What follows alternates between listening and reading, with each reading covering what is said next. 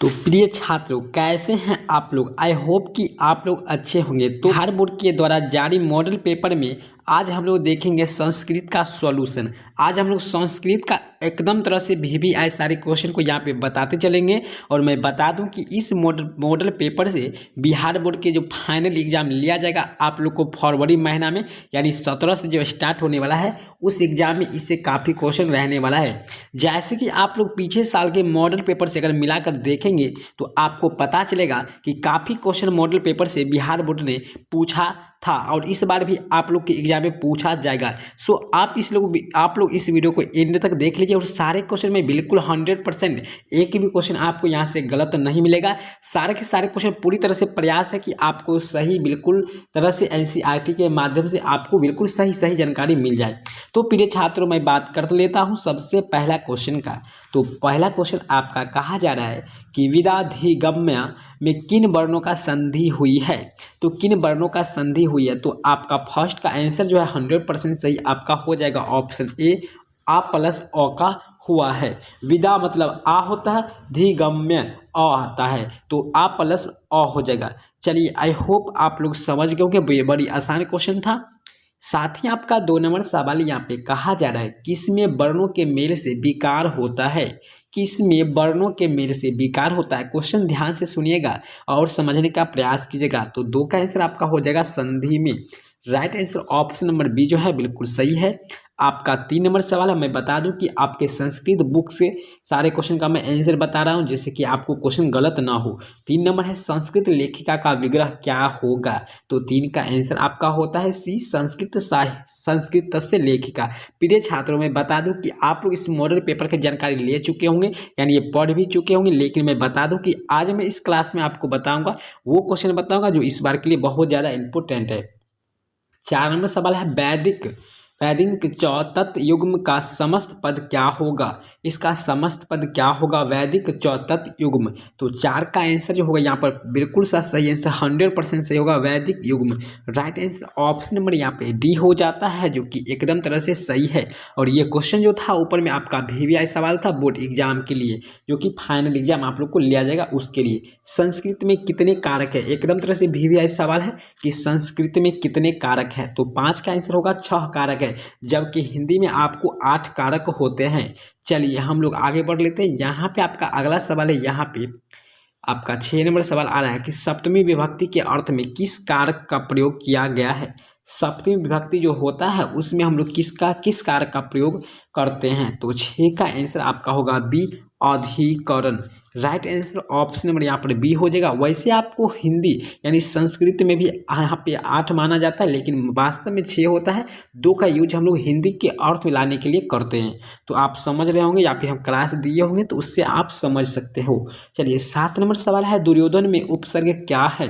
तो उपसर्ग आप लोग को पता है कि जो किसी शब्द के लास्ट में लगता है उसी को हम लोग कहते हैं उपसर्ग कहते हैं, या पहले लगता है उसे कहते हैं। तो आप लोग हमें कमेंट में बताइएगा, यानी जो किसी शब्द के पहले लगता है उसको हम लोग उपसर्ग कहते हैं। अर्थात यहाँ पे दूर जो है उपसर्ग है दूर, और यहाँ पे हलंत होगा, दूर और हलंत। राइट आंसर ऑप्शन नंबर यहाँ पर सी हो जाता है जो कि एकदम तरह से सही आंसर है, गलत कहीं से होने की बात नहीं है। चलिए 8 नंबर सवाल है बालय पद का मूल रूप क्या होगा। तो बालय शब्द का मूल रूप जो आपका हो जाएगा यहाँ पे ऑप्शन नंबर डी होगा, बाल हो जाएगा। इसका जो है मूल रूप आपका बाल हो जाएगा, जिसका ये जो है आपका बहुवचन है, यहाँ पे तृतीय बहुवचन है। चलिए अगला सवाल आपका 9 नंबर यहाँ पे कहा जा रहा है कि धातु शब्द के प्रथम विभक्ति एक वचन का रूप कौन सा होगा। प्रिय छात्रों, मैं बता दूं कि संस्कृत और इंग्लिश का केवल आप मॉडल पेपर पढ़ लेते हैं तो आप 60% से अधिक अंक ला सकते हैं, क्योंकि इस दोनों में जो है आपके मॉडल पेपर से अधिकांश क्वेश्चन आपके बोर्ड एग्जाम में मिला है पिछले वर्ष के अनुसार मैं बता रहा हूँ। तो 9 का आंसर आपका ऑप्शन नंबर ए हो जाएगा, दाता हो जाएगा। राइट आंसर ऑप्शन ए।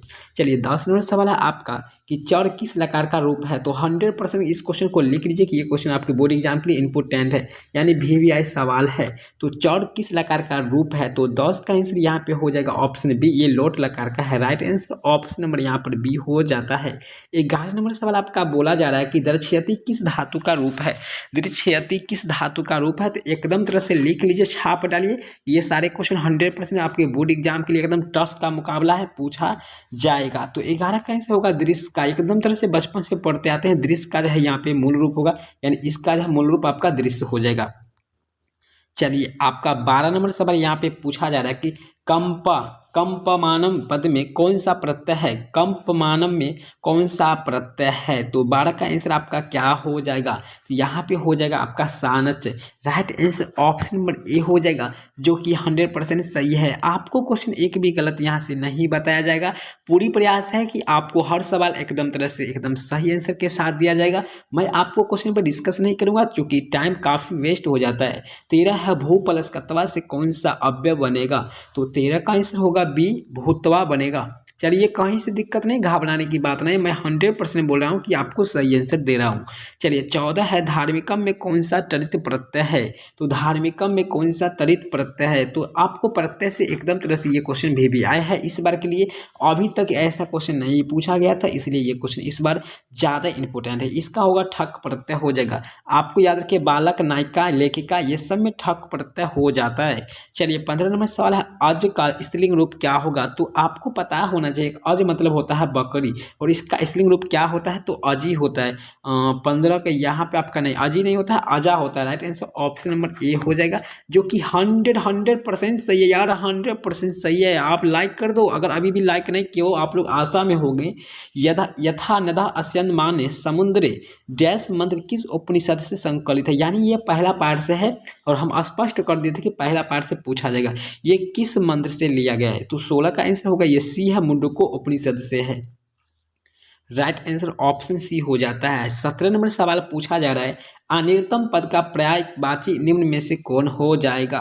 तो 17 का आंसर होगा ये होगा असत्यम। अनिर्तम का अर्थ होता है असत्य होता है, अर्थात नकारात्मक भावना यहाँ से उत्पन्न हो रहा है। चलिए 18 नंबर सवाल आपका पूछा जा रहा है, कहता है वेदा हमंते डैश महानतम इस पदांश के रिक्त स्थान में कौन सा पद होगा। तो आपके डायरेक्ट यहाँ पर आपको श्लोक से पूछा गया है, तो लेकिन 18 का आंसर होगा पुरुषम, कि वेदा हमंतम पुरुषम महानतम। चलिए right answer option number B है, 100% सही है यार, आपको घबराना नहीं है।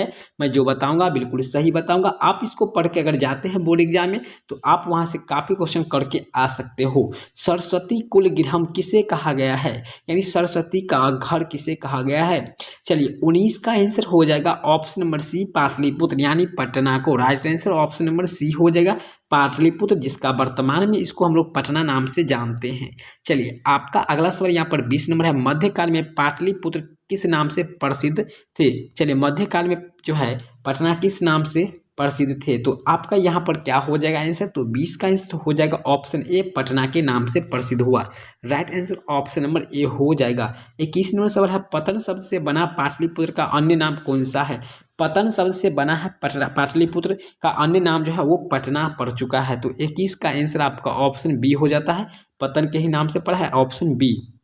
चलिए आपका 22 नंबर सवाल है पाटलिपुत्र का वैभव किसके शासन काल में अत्यंत समृद्ध था। ये आपका सेकेंड चैप्टर से पूछा जा रहा है। हमने स्पष्ट रूप से सारे अर्थ बाय अर्थ आपको पढ़ाए थे। अगर आप हमारे पुराने स्टूडेंट हैं यानी पुराने व्यूअर हैं, पुराने सब्सक्राइबर हैं, तो आपको 100% पता होगा यदि आप वॉच किए होंगे। तो पाटलिपुत्र का वैभव किसके शासनकाल में अत्यंत समृद्ध था, तो ये अशोक के। अगर अशोक यहाँ पर है, देखिए प्रियदर्शी अशोक है, ये इसके प्रियदर्शी राजा भी माना गया था अशोक को, क्योंकि ये जो है अपने कुल का सबसे शक्तिशाली और सबसे अच्छे राजा के रूप में आए थे। अलस कथा पाठ में किस दोष का निरूपण किया गया है, तो आलसियों के दोष के बारे में एकदम तरह से स्पष्ट है, क्योंकि अलस कथा है तो ये आलस के बारे में बोला गया है। चलिए 24 में सवाल है सजातिनम डैश दृष्टवा के न धावंती जनतवा इस पदांश के रिक्त स्थान में कौन सा पद होगा। तो 24 का आंसर आपका यहाँ पे हो जाएगा सुखम हो जाएगा, सुखम दृष्टवा, यानी सुख को देखकर जो है कुछ जो है बनावटी धूर्त भी यहाँ पे आके भोजन ग्रहण करने लगा था। ये यानी आपको जो है उसी पाठ से जलती हुई आलसला में चारों आलसी क्या कर रहे थे, तो आपस में वो सब जो बातचीत कर रहे थे। राइट आंसर ऑप्शन हो जाएगा यहाँ पे आपका परस्पर वार्तालाप करता है। 25 का ऑप्शन हो जाएगा सी आंसर, जो कि बिल्कुल सही है। 25 का आंसर ऑप्शन सी 100% सही है, कोई गलती इसको नहीं कर सकता है। चलिए 26 नंबर सवाल है कि तुरुसिन कथम न तिष्ठम किसका कथन है। तो 26 का आंसर आपका निकल के आएगा, आंसर सी हो जाएगा, जो कि यहाँ पे नीचे हम लोग है ऑप्शन में आपका चौथी आलसी। चौथा जो आलसी था उसने कहता है तुम लोग कितना हल्ला करता है जो हमको सोने भी नहीं देता है, सी बोला था। चलिए 27 नंबर सवाल है कि दर्शन शास्त्र में किसकी रुचि थी। दर्शन शास्त्र ये भी आपका सेकेंड चैप्टर से ही है, तो 27 का आंसर हो जाएगा ऑप्शन बी, हो जाएगा Maitreyi. Right answer option B. प्रिय छात्रों मैं बता दूं ज़्यादा डिस्कस मैं नहीं कर रहा हूँ, डेली आपका लाइव क्लास भी चला है। अगर आप लोग ज्वाइन नहीं किए थे तो 8 बजे से आप लोग ज्वाइन कर सकते हो, डेली रात को 8 बजे होता है। अथर्ववेद में कितने मंत्र दृष्टवा ऋषिकाओं का उल्लेख है, यानी अथर्ववेद में जो है कितने मंत्र जो है ऋषिकाओं का के लिए उल्लेख में है, तो 28 का आंसर हो जाएगा ऑप्शन ए होगा, 5 मंत्र अंकलित है। हम स्पष्ट रूप से बताए थे, इस सब पॉइंट पर आपको नज़र देकर बताए थे कि ये सब भी आया है यानी इंपोर्टेंट है, आप इसको देख लीजिए। लेकिन आप लोग मानते कहाँ हो। निम्नलिखित में से गंगा देवी की रचना कौन सी है, तो गंगा देवी की रचना कौन सी है, तो 29 का बी होगा, Madhura Vijayam. Right answer option number B हो जाएगा, एकदम सही है। कंपन राय की रानी का क्या नाम था, बहुत आसान सवाल है। कंपन राय की पत्नी का नाम था गंगा देवी। देखिए इस क्वेश्चन में थोड़ा सा मुझे डाउट हो रहा है, आप लोग में कमेंट करके कंफर्म कर दीजिएगा तो अच्छी बात रहेगा, क्योंकि जिस क्वेश्चन पे हमें काफी डाउट होता है हम उस क्वेश्चन को आपको स्पष्ट रूप से बोल देंगे। चलिए अगला सवाल आपका है 31 नंबर, सूर्या पद में कौन सा स्त्री प्रत्यय है। सूर्या में कौन सा स्त्री प्रत्यय है, 31 का आंसर हो जाएगा बी, चाप प्रत्यय है। VVI क्वेश्चन है, VVI लिख लीजिए, इंपोर्टेंट क्वेश्चन है। VVI very very important question this board examination. चलिए किम प्लस तहसील से कौन सा अव्यय बनेगा, तो 32 का आंसर हो जाएगा ऑप्शन बी, कुतः बनेगा, जो कि एकदम सही है। चलिए आपका 33 है, कर्णियम पद में कौन सा प्रत्यय है। अरे रे कहाँ चला गया, तो कर्णियम पद में कौन सा प्रत्यय है, जरा बना रहेगा आप लोग यहाँ पे। चलिए कर्णियम पद में कौन सा प्रत्यय है, 33 का आंसर क्या हो जाएगा, इसी में से कोई आंसर एक होगा, यही दो ऑप्शन में से। तो कर्णियम में जो है कौन कौन सा प्रत्यय है, तो यहाँ पे तव्यत है। राइट आंसर ऑप्शन ए हो जाएगा, जो बिल्कुल सही है। चलिए आपका 34 नंबर सवाल है, धाव प्लस धातु के विधि लिंग लकार प्रथम पुरुष एक वचन के रूप में क्या है। तो हमने जब आपको बोर्ड पर लिख करके बताए थे तो आप लोग उस पर ध्यान नहीं दिए थे, काफ़ी बच्चे ध्यान नहीं दिए थे, और वहाँ से क्वेश्चन आपके बोर्ड एग्जाम में डायरेक्ट यहाँ पे ठोका गया है और पूछा जाएगा, 100% यहाँ से पूछा जाएगा। तो कहता है धाव धातु के विधि लिंग लकार और प्रथम पुरुष और एक वचन के रूप में कौन होगा इसमें, तो 34 का आंसर होगा धावेत। एत एताम एव, एह एतम एत, एम एव एम होता है। Right answer option number D हो जाएगा, जो कि बिल्कुल सही है। चलिए 35 नंबर सवाल कहा जा रहा है, भूपति शब्द का रूप किसके समान चलेगा। भूपति शब्द का रूप किसके समान चलेगा, तो 35 का आंसर हो जाएगा ऑप्शन नंबर ए हो जाएगा, जो कि बिल्कुल सही है, पति के समान।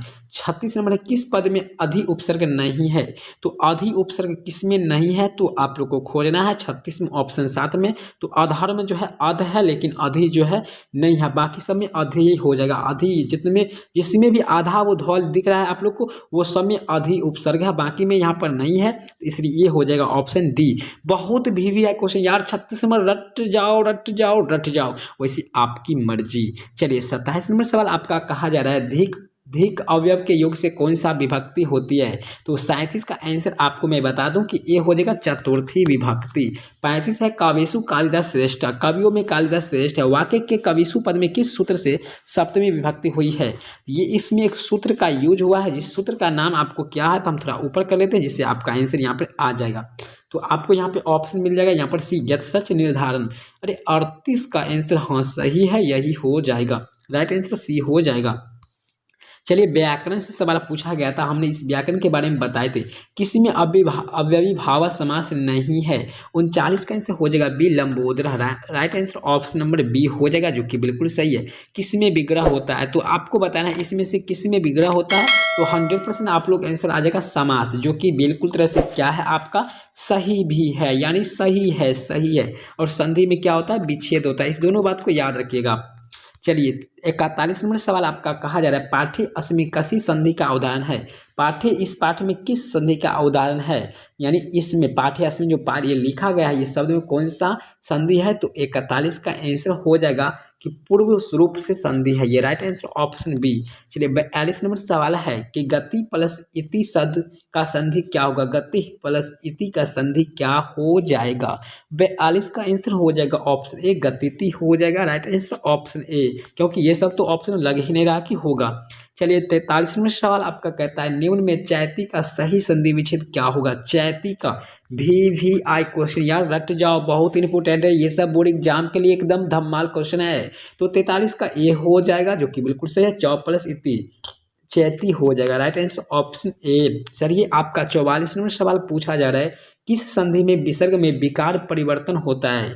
किस संधि में विसर्ग में विकार परिवर्तन होता है। ध्यान से सुना है, सारे क्वेश्चन आप लोग के बोर्ड एग्जाम के लिए बहुत ज़्यादा इंपॉर्टेंट है। हम पहले बता चुके हैं कि बोर्ड एग्जाम के लिए ये सारे इंपॉर्टेंट है, क्योंकि बोर्ड एग्जाम में जो है संस्कृत, इंग्लिश और आपको सोशल साइंस ये सब में से जो है मॉडल पेपर में ही से ही क्वेश्चन आपके बोर्ड एग्जाम में पूछ दिया जाता है, क्योंकि जानते हैं कि बच्चा बहुत कम ध्यान से पढ़ते हैं इसलिए पूछा जाता है।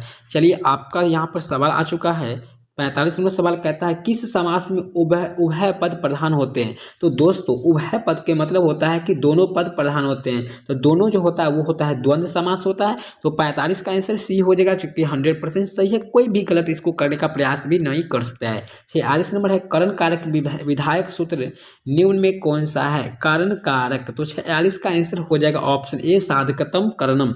राइट आंसर ऑप्शन ए हो जाएगा जो बिल्कुल सही है। 47 से भारत महिमा पाठ कहाँ से उद्धृत है। तो ये ऑप्शन हम लोग नीचे देखते हैं, रामायण से, पुराण से, भागवत गीता से, महाभारत से।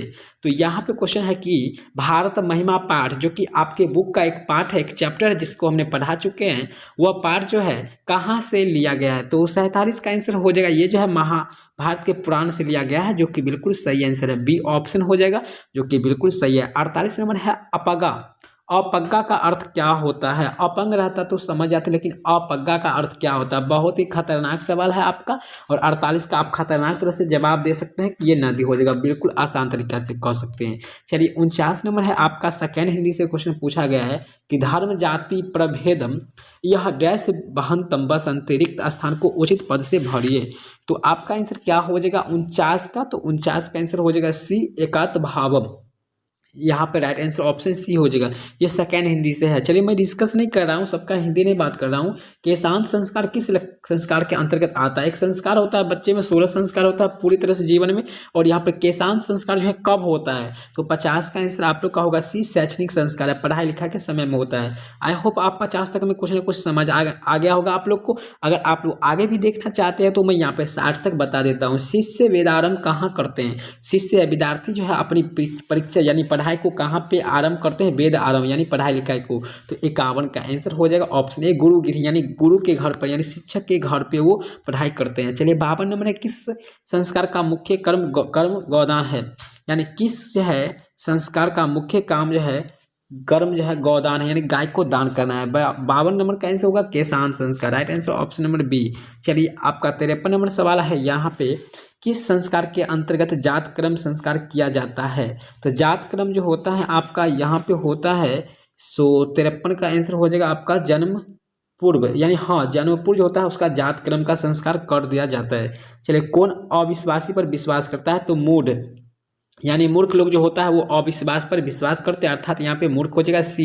55 नंबर सवाल कहा जा रहा है किसकी रक्षा विशेष रूप से करनी चाहिए। तो महिलाओं की रक्षा यानी स्त्री की रक्षा विशेष रूप से करनी चाहिए, क्योंकि स्त्री हमारे घर की लक्ष्मी होती है, लक्ष्मी स्वरूप होती है।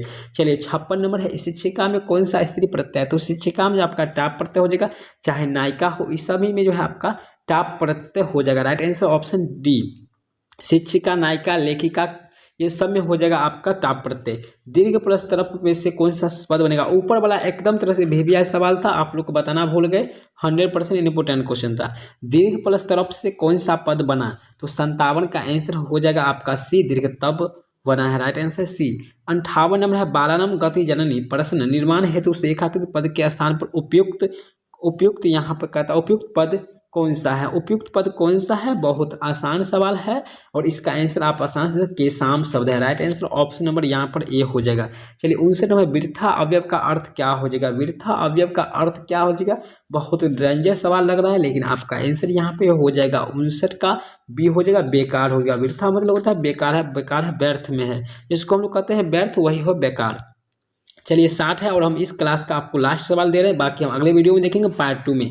किस पद में तल प्रत्यय है। तल प्रत्यय आपको जानने के लिए ता जनता जो है यहाँ पे इसमें कौन सा प्रत्यय है। तो तल प्रत्यय जनता फलतः यानी जनता ता वाला आ जाएगा लास्ट में, उस समय हो जाएगा तल प्रत्यय। Right answer C. I hope कि दोस्तों आप यहाँ तक वीडियो को वॉच किए होंगे, आप अपना कीमती समय इस वीडियो में दिए होंगे, इसके लिए बहुत बहुत धन्यवाद। आपने कुछ न कुछ जरूर सीख गए होंगे। अगर सीख गए तो वीडियो को लाइक कर दीजिए। पहली बार आए हो तो अगला वीडियो देखने के लिए आप चैनल को सब्सक्राइब करके बेल आइकन को दबा लीजिए, क्योंकि मैं बिहार बोर्ड से जुड़े वही क्वेश्चन दूंगा जो बोर्ड एग्जाम के लिए एकदम तरह से पूछा जाएगा। मिलते हैं अगले वीडियो में, तब तक के लिए बाय।